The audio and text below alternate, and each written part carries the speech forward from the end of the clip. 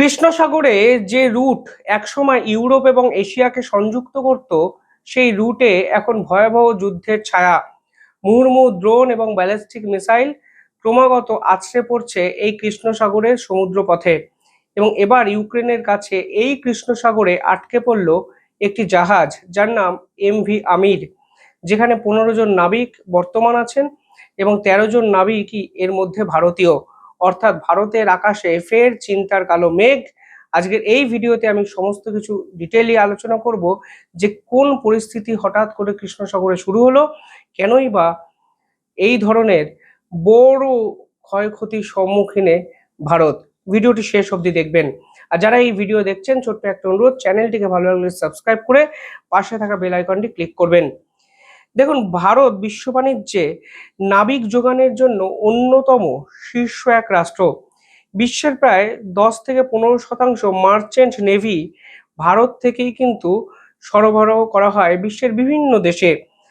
কখনো কখনো বিভিন্ন ক্ষেত্রে ভারতের নাবিকরা সমুদ্রপথে বিপজ্জনক জলসীমায় প্রবেশ করে, কিন্তু যুদ্ধের মধ্যে শেষ 1 বছরে যতবার ভারতীয় নাবিক আটকে পড়েছেন তা কিন্তু বিশ্বের অন্য কোনো দেশে কিন্তু দেখা যায়নি।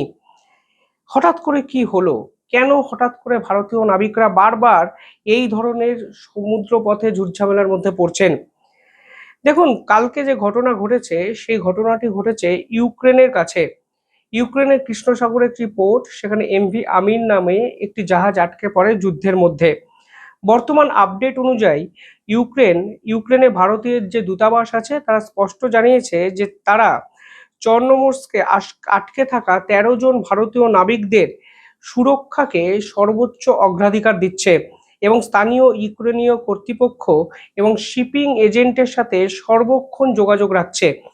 ডিজিএমএ নিশ্চিত করেছে জাহাজটিতে আংশিক ক্ষতি হলেও নাবিকরা এই মুহূর্তে সুরক্ষিত আছেন, কিন্তু বন্দরটিতে সর্বক্ষণ ড্রোন এবং মিসাইল হামলার পরিস্থিতি কিন্তু তৈরি হয়েছে। এর ফলে যেটা হয়েছে তা হলো নাবিকরা কতক্ষণ নিরাপত্তায় থাকবেন, সেটাই কিন্তু এই মুহূর্তে সব থেকে বড় প্রশ্ন। যুদ্ধ যখন শুরু হয় তখন যুদ্ধ দুটো দেশের মধ্যে কিন্তু আর সীমাবদ্ধ থাকছে না। এই যুদ্ধ ছড়িয়ে পড়ছে বিশ্ব বাণিজ্যের অলিতে গলিতে। আজ যখন 13 জন ভারতীয় নাবিক জীবন ও মৃত্যুর মাঝে দাঁড়িয়ে আছে, তখন এই মুহূর্তে সব থেকে বড় প্রশ্ন, বেসামরিক বাণিজ্য শিপিং কি সত্যি যুদ্ধর হাত থেকে বারবার মুক্তি পাওয়া সম্ভব? একদিকে মধ্যপ্রাচ্যে ইরানের মধ্যে একাধিক ভারতীয় জাহাজ আটকে পড়ছে, অন্যদিকে রাশিয়া ইউক্রেনের যুদ্ধের মধ্যে একাধিক জাহাজ আটকে পড়ছে। সব মিলিয়ে পরিস্থিতি কিন্তু সব থেকে খারাপ জায়গায় চলে গেছে। কালকে কিন্তু এই পুরো পরিস্থিতিটি যেভাবে তৈরি হলো কৃষ্ণ সাগরে, তাও কিন্তু এক কথায় ভয়াবহ। এই পুরো নাবিকদের দায় কিন্তু এসে পড়ছে ভারতের উপর। ভারতের পররাষ্ট্র মন্ত্রণালয় এবং director general of marine administration ইতিমধ্যেই একটি জরুরি সতর্কবার্তা জারি করেছে, যেখানে কৃষ্ণ সাগরে জাহাজদের যেতে বারণ করে দেওয়া হয়েছে এবং নাবিকদের বলা হয়েছে যে তারা যেন এই পথে আপাতত না যায়। দেখুন, বারংবার এই জাহাজদের তো ভারত পাঠাচ্ছে না, তারা কোনো প্রাইভেট এজেন্সির হয়ে যাচ্ছে কিংবা নিজেদের তাগিদে যাচ্ছে, বিভিন্ন দেশের হয়ে পেশার জন্য যাচ্ছে।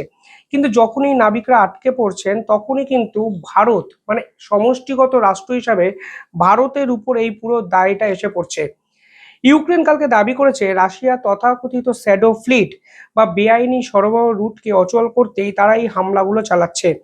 অন্যদিকে রাশিয়া দাবি করছে ইউক্রেনের বন্দরগুলোতে আসা জাহাজগুলো যুদ্ধের সরঞ্জাম বহন করছে। কিন্তু এই দুই পররাষ্ট্র শক্তির যে গোলাগুলি হচ্ছে, সেখানে কিন্তু আটকে পড়ছে নিরপেক্ষ দেশের জাহাজরাও। ভারতের জন্য ব্যাপারটা কিন্তু অত্যন্ত সংবেদনশীল। এক পাশে ইউক্রেন, অন্য পাশে রাশিয়া। এমভি আমির যে জাহাজটি আটকে পড়েছে, সেখানেও ভারতীয় নাবিক নিহত হওয়ার ঘটনা এখন পর্যন্ত শোনা না গেলেও কিছুদিন আগে এখানেই কিন্তু প্রায় 5 জন ভারতীয় নাবিক মারা গেছিলেন। এবং কিছুদিন আগেই এই জাহাজকে এই ঘটনাকে কেন্দ্র করেই ইউক্রেনের দূতকেও কিন্তু তলব করেছিল ভারত। ফলে সব মিলিয়ে এই পরিস্থিতি ক্রমাগত জটিল জায়গায় যেতে শুরু করেছে এবং আজকের দিনে দাঁড়িয়ে একটা জিনিস পরিষ্কার হয়ে যাচ্ছে যে বারংবার ভারতের জাহাজ বিশ্বের বিভিন্ন প্রান্তে যেভাবে আটকে পড়ছে বা হামলার সম্মুখীন হচ্ছে, তার কিন্তু সলিউশন ভারত সরকার দ্রুত গতিতে করার চেষ্টা করলেও কিছুটা কিন্তু নিরুপায় হয়ে যাচ্ছে ভারত। কালকে হঠাৎ করে কি হলো? কালকে হঠাৎ করে ইউক্রেনের চর্নোমর্স যে পোর্ট, সেখানে নোঙর করে থাকা একটি এমভি আমির জাহাজ হঠাৎ করেই আটকে পড়লো একই কায়দায়। অর্থাৎ আমরা হরমুজ প্রণালীতে যে কায়দায় জাহাজকে আটকে পড়তে দেখেছি, এখানেও কিন্তু সেই একই কায়দায় জাহাজগুলোকে আটকে পড়তে দেখছি। দেখুন, এই পুরো বিষয়টায় আন্তর্জাতিক যে সংগঠনগুলো আছে, যে ওয়ার্ল্ড ট্রেড অর্গানাইজেশন বলতে পারেন, রাষ্ট্রসংঘ বলতে পারেন, ইউনাইটেড নেশনস সিকিউরিটি কাউন্সিল বলতে পারেন, তারা কিন্তু কার্যত নীরব।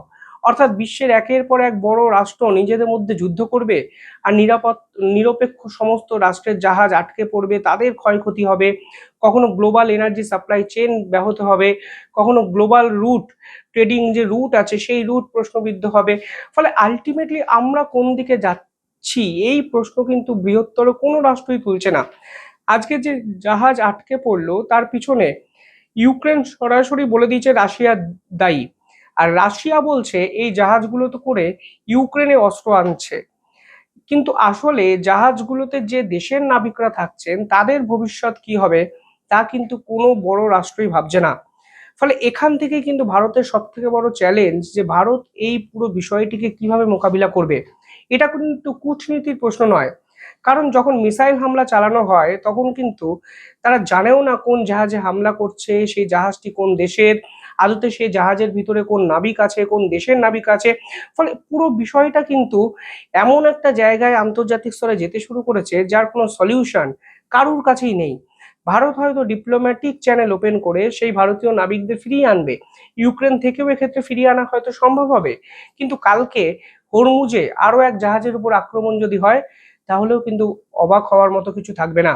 অর্থাৎ একটা জিনিস পরিষ্কার, যেভাবে একবিংশ শতকের এই দোরগোড়ায় একের পর এক বড় রাষ্ট্র নিজেদের মধ্যে যুদ্ধে জড়িয়ে পড়ছে, তাতে কিন্তু সব থেকে বেশি সাফার করছে নিরপেক্ষ দেশগুলো। ভারত তো যুদ্ধে জড়াতে চায়নি বা জড়াতে চায় না, তা সত্ত্বেও দেখুন বারংবার ভারতীয় নাবিকদের মৃত্যু, ভারতীয় নাবিক আটকে থাকার ঘটনা কিন্তু ভারত এড়িয়ে যেতে পারছে না। যদিও তথ্য বলছে ভারত এই মুহূর্তে সব থেকে বেশি নাবিক সরবরাহ করে, তবুও বাস্তব এটাও বলছে এই মুহূর্তে সব থেকে বেশি নাবিক কিন্তু আটকে পড়ছে ভারতেরই। তবে এই কঠিন সময় কিভাবে ভারত অতিক্রম করে, সেটা দেখার জন্য নিঃসন্দেহে অপেক্ষা করতে হবে। কারণ পরিস্থিতি ক্রমাগত জটিল জায়গায় যাচ্ছে, এবং এই জটিলতা থেকে মুক্তির উপায় কি, সেই প্রশ্নও কিন্তু ভারতের একাধিক বিশেষজ্ঞরাও তুলতে শুরু করেছেন। যাই হোক, সব মিলিয়ে 13 জন ভারতীয় নাবিক দেশে ফিরে আসবেন, এই কামনা আমারও থাকলো। এবং আপনারা কমেন্টে জানান যে কি করা উচিত ভারতের, কেন এই জটিলতা হঠাৎ করেই, কিভাবে ভারত এই জটিলতা এড়িয়ে যেতে পারে। প্রশ্নটি আমি আপনাদের উদ্দেশ্যে রাখলাম, কমেন্টে জানাবেন এবং দেখতে থাকুন দ্য ইন্ডিপেন্ডেন্ট বেঙ্গল। ধন্যবাদ।